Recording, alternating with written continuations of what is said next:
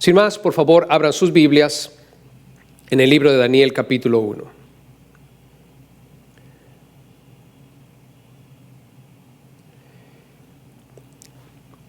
Daniel, capítulo 1. Vamos a estar hablando de una manera breve de lo que el libro tiene para nosotros. Daniel es un personaje interesante y va a ser de gran bendición para todos nosotros aprender de él. Y lo que quiero analizar con ustedes hoy es el hecho de que Daniel llegó cautivo a Babilonia. Daniel llega cautivo a Babilonia. Fue un viaje inesperado. Y quiero analizar con ustedes los primeros 2 versículos del capítulo 1 de Daniel. Leamos y después voy a expander algunos puntos interesantes dentro de estos 2 versículos que van a permitirnos plantear una plataforma por medio de la cual vamos a poder lanzarnos hacia cada uno de los capítulos, 12 capítulos en el libro de Daniel, que nos van a mostrar cuestiones interesantes de la vida de Daniel y al mismo tiempo profecías importantes que Dios le dio para que todos nosotros estuviéramos al tanto de los planes de Dios. Daniel 1, versículo 1 y 2 dice: en el año 3 del reinado de Joacim, rey de Judá, vino Nabucodonosor, rey de Babilonia, a Jerusalén y la sitió. Y el Señor entregó en sus manos a Joacim, rey de Judá, y parte de los utensilios de la casa de Dios, y los trajo a tierra de Sinar, a la casa de su Dios, y colocó los utensilios en la casa del tesoro de su Dios. Nabucodonosor, un personaje interesante que va a ser parte del drama que vamos a ir leyendo en los primeros capítulos. Pero este libro, su nombre nos lo da a entender, fue escrito por Daniel. Y Daniel escribió este libro alrededor del siglo VI antes de Cristo. Hay diferentes opiniones en cuanto a la fecha. Es probable que haya sido por el año 530 antes de Cristo. Y quiero ir a través de algunos versículos que nos muestran que es un libro escrito por Daniel, el personaje de este libro. Vean conmigo, por favor, vayan al capítulo 8, versículo 1. Daniel 8:1. Dice: en el año 3 del reinado del rey Belsasar, me apareció una visión a mí, escuchen esto, Daniel, después de aquella que me había aparecido antes.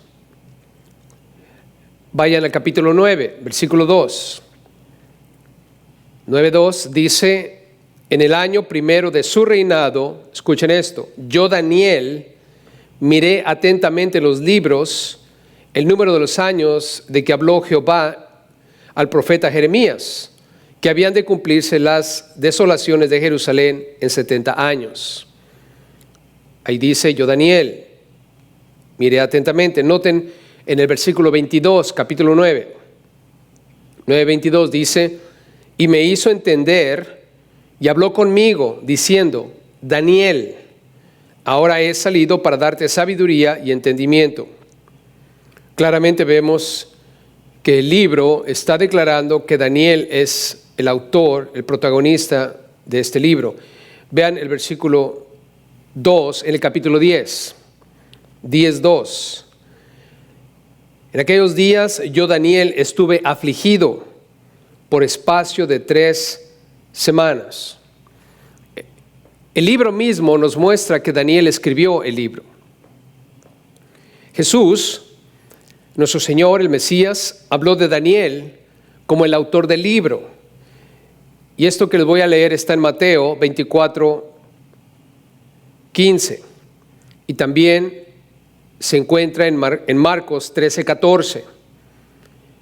Mateo y Marcos escribieron al respecto y Jesús dijo esto: por tanto, cuando veáis en el lugar santo la abominación desoladora de que habló el profeta Daniel, el que le entienda. Mateo y Marcos dan testimonio de que Jesús habló de Daniel como el autor del libro que profetizó, habló sobre la abominación desoladora.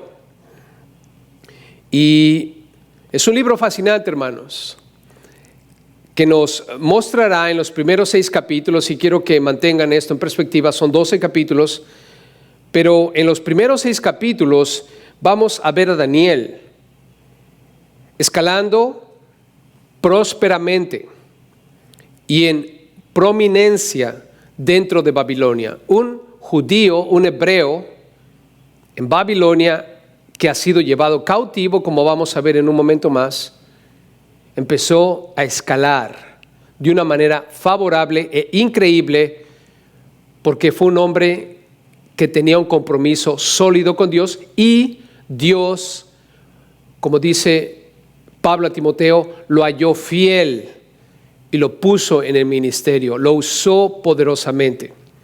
Algo que voy a compartir con ustedes más adelante a partir del capítulo 3. A partir del versículo 3 en el capítulo 1. Vamos a hablar acerca de ese compromiso de Daniel.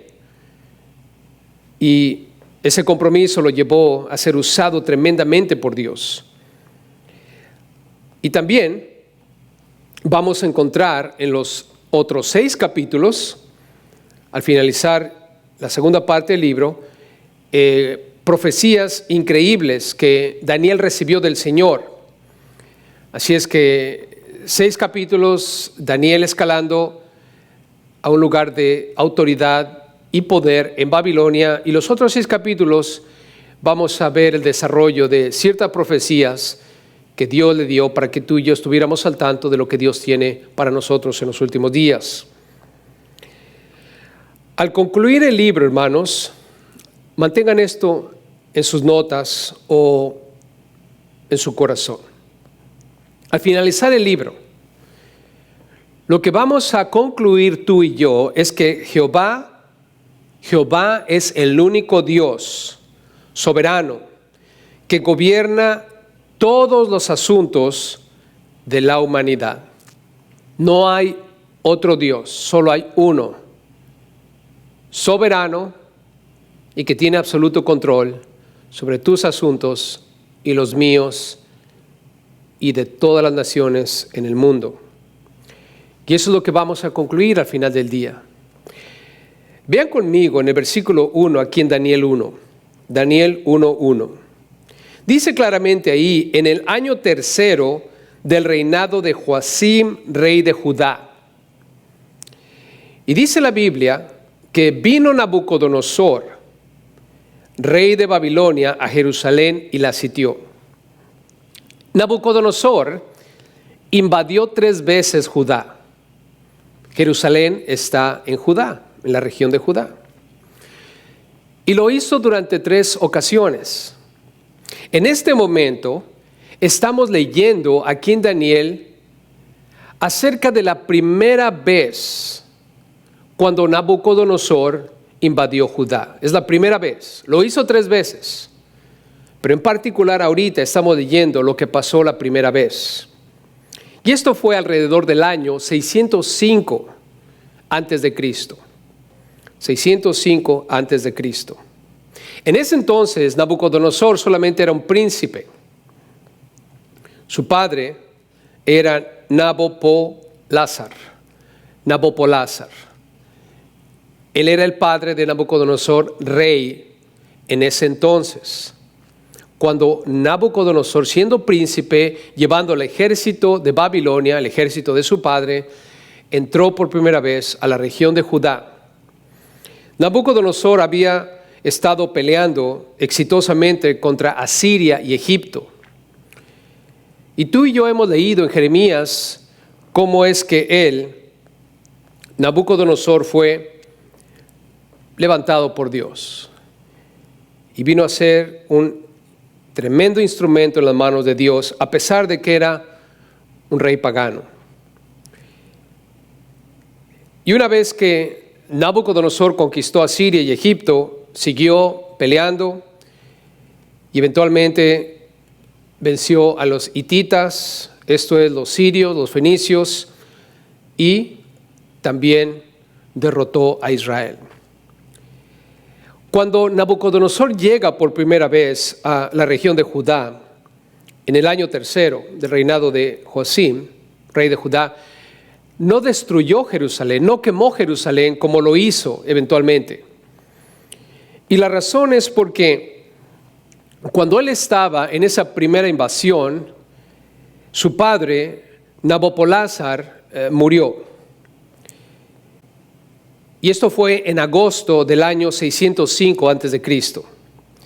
Y entonces Nabucodonosor tuvo que regresar rápidamente para Babilonia. Y esa fue la razón por la cual él no destruyó por completo a Jerusalén. Tuvo que regresar para atender ese asunto de la muerte de su padre en agosto, y para septiembre de ese mismo año, el 605, Nabucodonosor fue coronado rey. Pero algo que sí hizo Nabucodonosor cuando llegó esa primera vez, lo que hizo, se llevó a algunos cautivos. Y esos cautivos que fueron llevados de Judá a Babilonia incluyeron a Daniel y sus amigos. Vean conmigo aquí en el versículo 6, por favor, Daniel 1:6. Estos cautivos de Judá hacia Babilonia, entre estos, dice Daniel 1:6, estaban Daniel, Ananías, Misael y Azarías de los hijos de Judá. Daniel probablemente en ese momento, en el 605 a.C., era un adolescente. Es probable que estaba en sus 15 años, era un quinceañero. Y a esa edad llegó a Babilonia.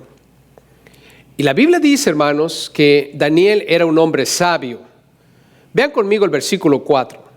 Daniel 1:4 dice: muchachos, en quienes no hubiese tacha alguna. Está hablando de ese grupo que Nabucodonosor mandó seleccionar de los cautivos de Judá. Esto es en Israel. Muchachos en quienes no hubiese tacha alguna, de buen parecer, o sea, tienen que estar guapos, enseñados en toda sabiduría, sabios en ciencia y de buen entendimiento, e idóneos para estar en el palacio del rey, y que les enseñase las letras y la lengua de los caldeos. Claramente vemos que Daniel tenía estas cualidades, por lo tanto, él era un hombre sabio en ciencia y de buen entendimiento. Vayan al capítulo 2, por favor, versículo 48.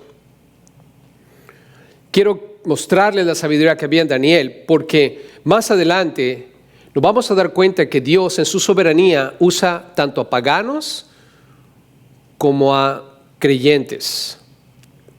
Usó a Nabucodonosor, va a usar a Daniel. Y una de las cualidades de Daniel era su sabiduría. Vean Daniel 2:48, dice: entonces el rey Nabucodonosor engrandeció a Daniel y le dio muchos honores y grandes dones, y le hizo gobernador de toda la provincia de Babilonia. Y escucha esto: y jefe supremo de todos los sabios de Babilonia. O sea, Daniel era sabio de sabios. Vayan conmigo a Daniel 5:11, por favor. Daniel 5:11. En tu reino hay un hombre en el cual mora el espíritu de los dioses santos. Están describiendo a Daniel. Y en los días de tu padre se halló en él luz e inteligencia. Escucha esto: y sabiduría, como sabiduría de los dioses, al que el rey Nabucodonosor, tu padre, oh rey, constituyó jefe sobre todos los magos, astrólogos, caldeos y adivinos. En este capítulo 5 se le está hablando al hijo de Nabucodonosor, que en ese momento ya era rey. Pero noten cómo es que Daniel fue llevado cautivo de Judá a Babilonia, pero dice la Biblia claramente que era un hombre sabio. Daniel, siendo un hombre sabio y de un gran compromiso con Dios, fue puesto en un cargo público en Babilonia, un reino pagano. Algo que debemos considerar. Vean conmigo en Daniel 1:20. Y vamos a leer hasta el versículo 21. En todo asunto de sabiduría e inteligencia que el rey, en este caso Nabucodonosor, les consultó, nota, era un consejero del rey Nabucodonosor. Los halló 10 veces mejores que todos los magos y astrólogos que había en todo su reino. O sea, el cargo público de Daniel en la corte del rey Nabucodonosor era consejero. Versículo 21. Y continuó Daniel hasta el año primero del rey Ciro. Esto es el año 538 antes de Cristo. Él entra a Babilonia en el 605 antes de Cristo. Prácticamente, Daniel tuvo una carrera pública de unos 28, 30 años. Y para nosotros debe ser de suma importancia, hermanos, que toda persona que nosotros ponemos en un cargo público sea como Daniel, un hombre extremadamente sabio. Y, como vamos a leer más adelante, un hombre con un increíble compromiso delante de Dios, un compromiso inquebrantable, sin comprometer su fe en Dios, sirvió públicamente en un reino pagano en aquel entonces. Esto para mí es de inspiración cuando tengo que votar para poner gobernadores en esta nación que Dios me ha permitido ser parte. Tú y yo tenemos la bendición de votar, de elegir a nuestros representantes localmente en la ciudad, estatalmente en California, lugar donde nos encontramos, o a nivel nacional, senadores, presidente, Suprema Corte de Justicia, Casa de Representantes. Tenemos la tremenda bendición de poner nuestro voto. ¿Qué es lo que debo estar buscando? Hombres y mujeres con un inquebrantable compromiso delante de Dios, de mucha sabiduría, que van a servir de acuerdo a los principios de Dios. Daniel tuvo un tremendo cargo público en Babilonia. Pero también otra cosa, hermanos. Daniel fue un profeta. No se les olvide eso. Vean conmigo el capítulo 10, versículo 1. Un hombre público en una nación pagana, pero una voz de Dios en esa nación pagana. Y tú y yo podemos orar y pedir que Dios levante personajes públicos que no solamente van a servir a la nación en cualquier cargo que ellos estén, sino que sean la voz de Dios. Porque Daniel fue una voz en aquel entonces de parte de Dios, fue un profeta. Daniel 10:1 dice, en el año tercero de Ciro, rey de Persia, nota, estamos hablando de que Daniel, siendo joven, entra a Babilonia cuando Nabucodonosor estaba en la cima de la montaña, hablando del éxito en aquel entonces como rey. Eventualmente viene a ser derrotado por Persia. Y Ciro toma control. Y dice la Biblia que en el año tercero de Ciro, rey de Persia, fue revelada palabra a Daniel, llamado Belsasar. Más adelante vamos a hablar sobre ese asunto de llamado Belsasar. Y nota, y la palabra era verdadera y el conflicto grande. Pero él, Daniel, comprendió la palabra y tuvo inteligencia en la visión. Wow, hermanos. O sea, un cargo público que nace de un corazón sabio, con un compromiso inquebrantable, pero al mismo tiempo era un hombre que entendía la palabra de Dios. y era la voz de Dios en la nación, una nación pagana. Y es lo que necesitamos hoy, hermanos. Gracias a Dios, nuestra nación, los Estados Unidos, todavía no se ha convertido en una nación completamente pagana. Pero indiscutiblemente, hermanos, indiscutiblemente, podríamos convertirnos en una nación pagana si no tenemos cuidado. No podemos excluir a Dios de nuestra sociedad, ni mucho menos de nuestro gobierno. Dios ha decretado que debemos someternos a nuestros gobernadores. Y es una institución que debe mantenerse bajo los principios de Dios. Y lamentablemente es una institución que está siendo atacada en nuestros días. Se está buscando destruir un gobierno con principios bíblicos. Y sin embargo, Daniel, estando en una situación peor que la nuestra, en un lugar donde ya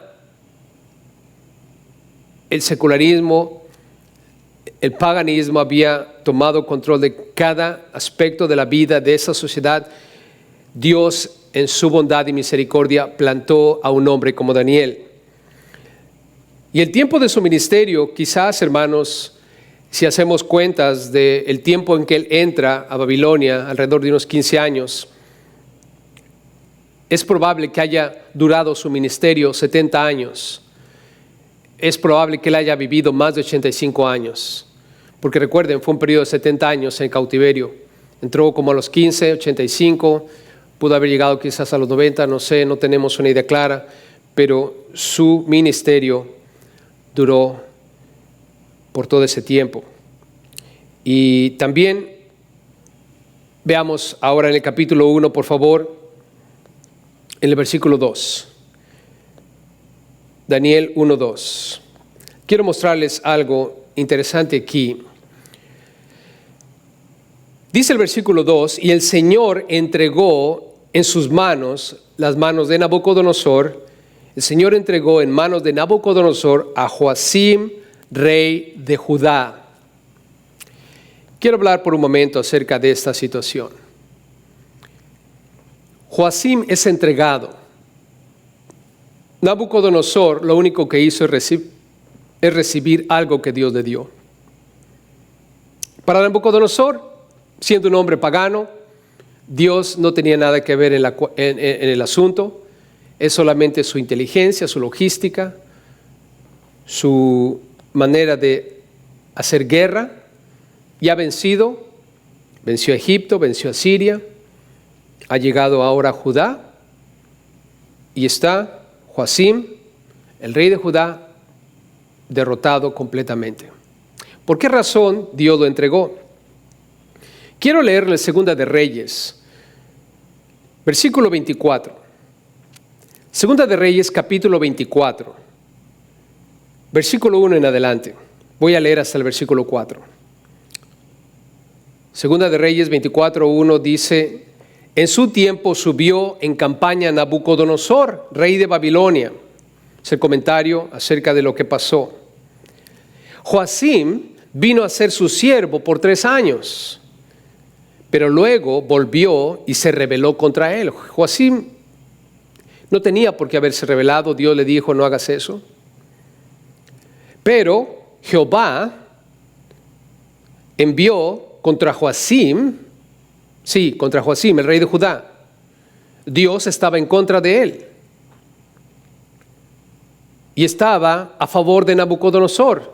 Y la pregunta es: ¿cómo es posible? Nabucodonosor es un rey pagano, Joacim, entre comillas, es un rey en Israel. Bueno, Dios estaba contra Joacim y vamos a ver por qué. Y dice Segunda de Reyes 24:2 que Dios envió contra Joacim tropas de caldeos, tropas de sirios, tropas de moabitas y tropas de amonitas, los cuales envió Dios contra Judá para que la destruyesen conforme a la palabra de Jehová, que había hablado por sus siervos los profetas. Ciertamente vino esto contra Judá por mandato de Jehová, para quitarla de su presencia por los pecados de Manasés y por todo lo que él hizo. Asimismo, por la sangre inocente que derramó, pues llenó a Jerusalén de sangre inocente. Jehová, por tanto, no quiso perdonar. ¿Qué es lo que llevó a que Dios mismo se levantara en contra de un rey de Israel y usara a un dios pagano. Esto es Nabucodonosor para destruirlo. El pecado, hermanos. El pecado. Es verdad que Dios ama a Israel. Y si pudiéramos pensar por un momento, es lógico pensar que Dios tiene un plan particular y especial para Israel. Está en la Biblia. Pero recuerden, cuando se trata del pecado, Dios al que ama disciplina. Como dice Pedro en su primera carta, es necesario que el juicio comience en la casa de Dios. Y todo pecado que nosotros cometamos aquí en la tierra, como hijos de Dios, como cristianos, como personas comprometidas con Dios, que amamos a Dios, cada vez que tú y yo pecamos contra Dios, Dios nos va a disciplinar. Dios no tolera el pecado. Y vamos a pagar las consecuencias de esos errores. Dios quiere bendecirte, Dios quiere prosperarte. Pero cada vez que tú y yo pecamos contra Dios, Dios se levanta contra nosotros para destruirnos, no, para disciplinarnos. Porque Él disciplina a quien ama. Y ese es un tremendo momento de disciplina para el pueblo de Israel por el pecado que han cometido contra Dios. Por eso es que la Biblia dice aquí en Daniel 1:2 que el Señor Dios entregó en sus manos, las manos de Nabucodonosor, a Joacim, rey de Judá. Pero ahora, vean otro asunto en el versículo 2.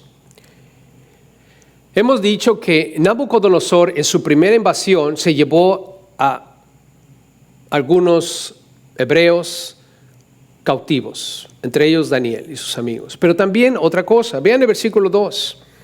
El Señor, además de entregar a ciertos cautivos, además de entregar al rey Joacim, también dice la Biblia en el versículo 2 que el Señor entregó en manos de Nabucodonosor parte de los utensilios de la casa de Dios. Nabucodonosor llega a Jerusalén y encuentra el templo. Y dentro del templo hay utensilios muy valiosos para el pueblo de Israel. Pero para Nabucodonosor es un botín. Y tomaron todos esos utensilios. Y dice la Biblia que se los llevó a Babilonia. Se calcula, de acuerdo a los registros históricos de Babilonia, que ese día se llevaron alrededor de 580 utensilios, 580 artículos del templo a Babilonia. Ahora, esos artículos los vamos a volver a leer más adelante en el libro de Daniel. Pero en el libro de Esdras, la Biblia dice claramente que esos utensilios regresaron a Jerusalén por decreto del rey Ciro. Esdras 1:7.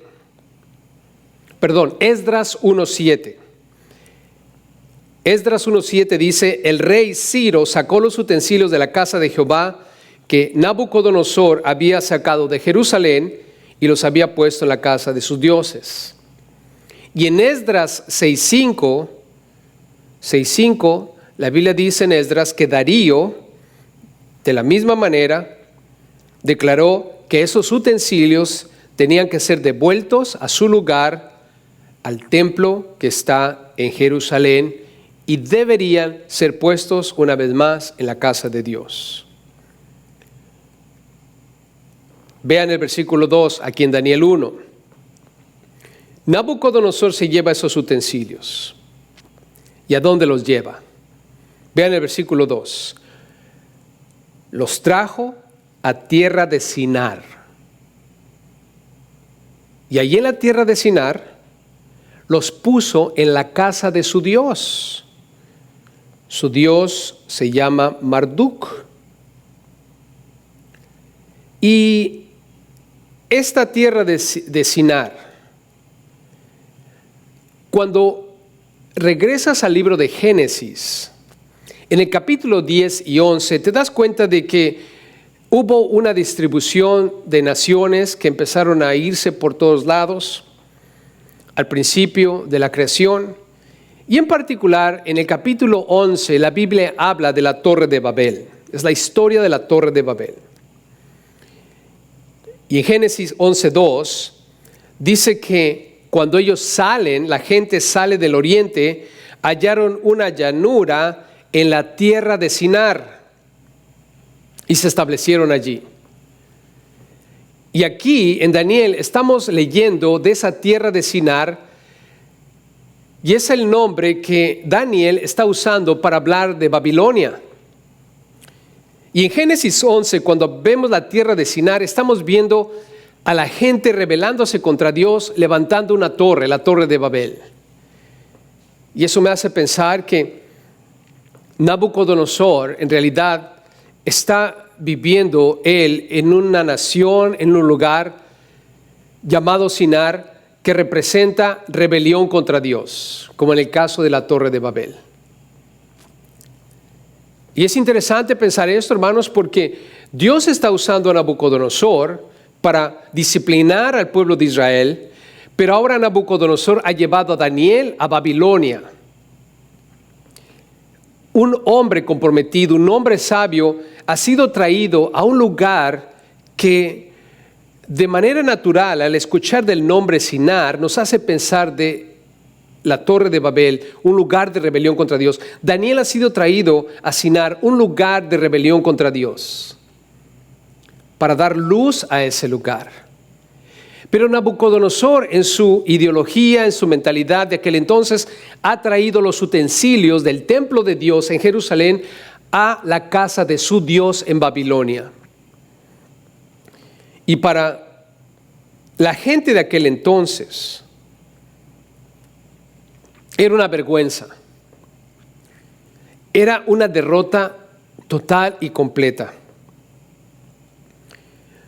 De alguna manera, pudiéramos pensar que el dios Marduk de los babilonios ha vencido al Dios de Israel, Jehová de los ejércitos. ¿Por qué? Porque Nabucodonosor ha robado los instrumentos, utensilios de la casa de Dios, el Dios de Israel, para llevarlos al Dios victorioso ahora, el Dios más poderoso ahora, el Dios Marduk. Y Nabucodonosor en su mente piensa que su Dios ha ganado sobre el Dios de Israel. Pero tú y yo estamos viendo detrás de las escenas. Dice la Biblia que Dios, el Dios de Israel, entregó a Joacim en las manos de Nabucodonosor. Dios permitió que Nabucodonosor se llevara a Daniel y sus amigos para Babilonia. Dios le entregó a Nabucodonosor los instrumentos del templo. Vean conmigo el capítulo 5, por favor. Daniel 5.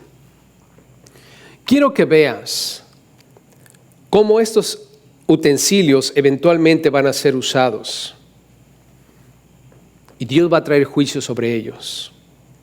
Daniel 5, versículo 3 y 4 dice: entonces fueron traídos, y ustedes saben el contexto, están en una fiesta depravada en Babilonia.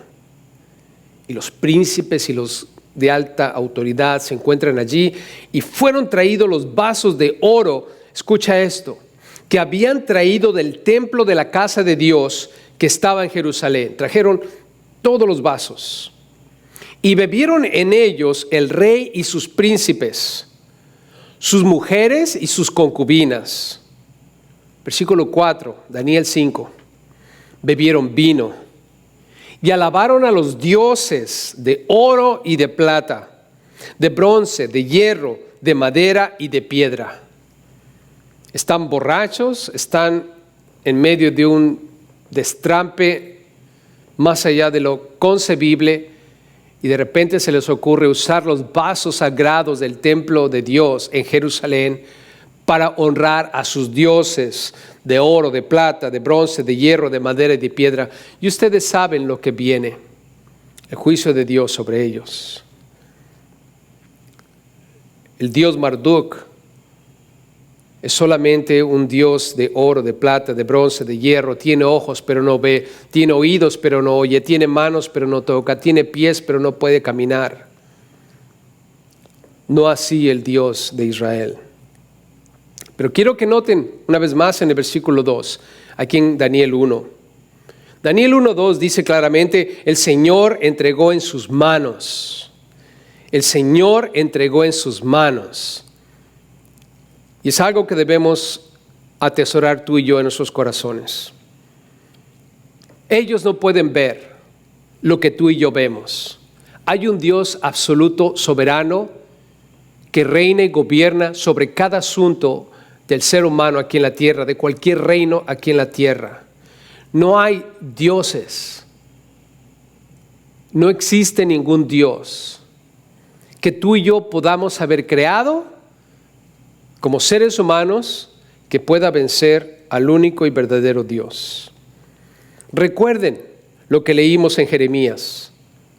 Dios claramente dijo que Nabucodonosor era un siervo de él. Era solamente un instrumento. En Jeremías 27:6 la Biblia dice, y ahora yo he puesto todas estas tierras en manos de Nabucodonosor, rey de Babilonia, y Jehová le llama en ese versículo, mi siervo, y aún las bestias del campo le he dado para que le sirvan. En Jeremías 43:10 de Jeremías dice la Biblia, y diles, así ha dicho Jehová de los ejércitos, Dios de Israel, he aquí yo enviaré y tomaré a Nabucodonosor, rey de Babilonia, mi siervo, y pondré su trono sobre estas piedras que he escondido, y extenderá su pabellón sobre ellas. Hermanos, Nabucodonosor no tenía un Dios poderoso llamado Marduk. Marduk no es nada, es solamente un montón de piedra, un pedazo de hierro, un pedazo de madera. Dios ha permitido a Nabucodonosor todas estas victorias. Vean lo que dice Daniel 2:21, por favor, 2:21, Daniel. Hablando de Dios.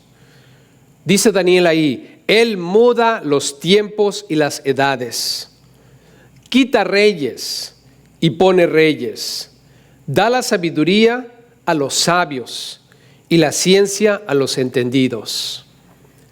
En base a este versículo, ¿quién puso a Nabucodonosor? Dios. Él quita y pone reyes. En base a este versículo, ¿quién le dio la sabiduría a Daniel? Dios. Dios da sabiduría a los sabios. Tanto Nabucodonosor como Daniel han sido calificados por Dios y capacitados para una tarea que Dios tiene en mente y un plan que Él ha orquestado desde antes de la fundación del mundo para que se lleve a cabo aquí en la tierra. Dios es soberano, tanto para con los paganos como para los creyentes. Así es. Y esta es la primera vez que Nabucodonosor entra a la región de Judá. Solamente quiero compartirles la segunda y tercera vez. En la primera, llega a la región de Judá, se lleva a Daniel y a sus amigos, se lleva los utensilios, vence a Joacim. En la segunda ocasión, en el año 597, antes de Cristo, Nabucodonosor regresa a la región de Judá. Y ahí es cuando Ezequiel, el profeta Ezequiel, el libro que acabamos de leer, de estudiar juntos, en esa segunda invasión fue llevado a Babilonia y estuvo allí en exilio. Ezequiel conocía a Daniel. Y si ustedes recuerdan, cuando leímos Ezequiel en el capítulo 14, el capítulo 28, Ezequiel menciona a Daniel. Eran contemporáneos. Ahora, en la tercera invasión, la última invasión que hizo Nabucodonosor, Nabucodonosor en esa tercera invasión destruye a Jerusalén, la quema por completo en el año 586 antes de Cristo. Jerusalén se incendió y el templo fue destruido. Quiero dejarlos con esto. Daniel está cautivo ahora en Babilonia, gracias a la primera invasión. Ezequiel ahora está en Babilonia, en exilio también, gracias a la segunda invasión.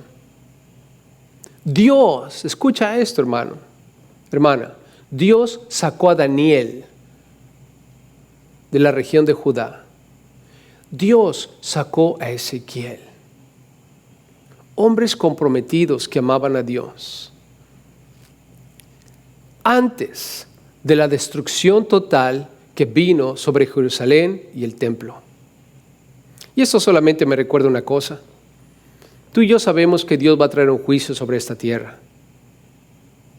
Un día el anticristo va a surgir, va a establecer su gobierno. El pueblo de Israel va a entrar en ciertos asuntos con el anticristo. Eventualmente se van a dar cuenta que es un farsante. Y después vienen los juicios de Dios sobre esta tierra. Juicios que van a ser tan catastróficos, tan horribles, que en aquel entonces la gente va a querer morir y no van a poder. Pero ¿dónde vamos a estar tú y yo? En el cielo. Gracias al rapto. Así como Daniel fue sacado, así como Ezequiel fue sacado, tú y yo vamos a ser sacados. Y hay otros más ejemplos que podemos ver. Noé halló gracia ante los ojos de Dios y Dios le permitió ser salvo del juicio que vino en aquel entonces. Tú y yo, hermano, hermana, estamos en buenas manos. Pero Nabucodonosor en esa tercera ocasión vino y destruye todo. Y el pueblo de Israel vio la destrucción. Y ante los ojos del pueblo de Israel, obviamente muchos murieron, como hemos leído en Ezequiel. Y los que quedaron vivos, lo único que podían concluir es que el dios Marduk de los babilonios ha ganado sobre el Dios de Israel, Jehová de los ejércitos. Así parece. Hermanos, Dios nunca pierde. Él es el Dios todopoderoso. Y en este libro nos vamos a dar cuenta, vamos a ver a Dios actuando poderosamente a través de la vida de Daniel. Porque Dios no está muerto, Dios no puede ser vencido. Dios lo único que está haciendo es llevando a cabo su plan maestro, lo que Él tiene en mente porque Él es un Dios soberano. Y Él controla todos los asuntos de la tierra, incluyendo los reinos de este mundo. Por lo tanto, familia, que no nos sorprenda todo lo que está pasando en nuestra nación. No hay nada fuera de control. Dios ha puesto el presidente que tenemos y Dios va a poner al próximo presidente que vayamos a tener. Y así sucesivamente. Claro que tú y yo tenemos que participar en nuestra obligación cívica. Y busquemos hombres como Daniel. Hombres que tienen un alto compromiso con Dios, que no van a poner en peligro los principios de Dios por sus propios principios o los principios de alguien más. Hombres que puedan ser servidores públicos con un alto grado de integridad y que vengan a ser la voz de Dios. Ese es mi trabajo, esa es mi tarea, pero últimamente Dios quita y pone. En este momento parece ser como que hay ciertos grupos fuera de control, así como Nabucodonosor, un rey pagano que hizo una destrucción horrenda en Israel. Pero sabes que el pueblo de Israel a través de todas esas cuestiones fue reavivado para volver a Dios. ¿No será posible que todo lo que está pasando en nuestra nación en este momento, que va en contra de las cosas divinas, es para que tú y yo nos atrevamos a ser como Daniel? Para que tú y yo despertemos por un momento y empecemos a analizar realmente quiénes somos y qué es lo que profesamos creer y no seamos solamente palabras, sino acciones. ¿No será que Dios está buscando a través de Nabucodonosores, gente pagana, gente con principios diabólicos, despertar en nosotros ese deseo y pasión de levantarnos por aquello que es correcto. Espero en Dios que cualquier cosa que Él esté orquestando y obrando en nuestra nación, en ti y en mí, se lleve a cabo mientras tú y yo tenemos la mejor disposición para escuchar la voz de Dios, aún en situaciones difíciles. Él es el Dios soberano y Él controla todo. Por lo tanto, cristianos, sigamos levantándonos por aquello que es correcto. Dios te va a dar sabiduría a ti y a mí. Así es que adelante, familia. Te quiero dejar con este pensamiento. En una ocasión escuché a un pastor decir lo siguiente: en cada nación siempre va a levantarse un grupo de pensadores que van a querer llevar a la nación, a la sociedad en cierta dirección. ¿Qué es lo que tenemos que hacer tú y yo? Tenemos que levantarnos y luchar contra esos pensamientos, esas ideologías que pueden destruirnos. Y lo ilustro de esta manera: si tú te subieras a un tren y vas en ese tren y de repente después de 1 hora o 2 te das cuenta que el tren va en la dirección equivocada a la cual tú quieres ir, ¿qué es lo que tienes que hacer? Bueno, lo que tienes que hacer es bajarte del tren. No continuar en ese tren, porque ese tren tiene una dirección, tiene una vía. Va en una dirección, y cuando tú te das cuenta que la ideología, la sociedad en la cual tú te encuentras está yendo por una dirección, tienes que bajarte del tren. ¿Pero qué es lo que pasa?, dijo él. Muchas personas, cuando se dan cuenta que la nación está yendo en una dirección equivocada, lo único que hacen, se levantan de sus asientos, no se bajan del tren, siguen en el tren, pero empiezan a caminar en dirección opuesta a la dirección donde va el tren. Y piensan que porque se ha levantado caminando en dirección opuesta dentro del tren, a la dirección donde va el tren, están haciendo algo para que el tren no vaya a la dirección que va a ir. Tú no puedes hacer eso. Si tú ves que nuestra nación está yendo en la dirección equivocada, tienes que bajarte de ese tren, porque ese tren va a la destrucción. Apartémonos de cualquier ideología que destruya nuestra nación. Asegurémonos de que estamos en el tren correcto, porque recuerda, es una sola vía. El pararte y dar la espalda al asunto y caminar en una dirección opuesta dentro del tren no quiere decir que estás haciendo algo. Aún sigues en el tren. Despierta, por favor, y oremos por nuestra nación y hagamos algo al respecto, en lo mejor de nuestra habilidad, como Dios nos permita hacerlo. Oremos, por favor. Padre bueno.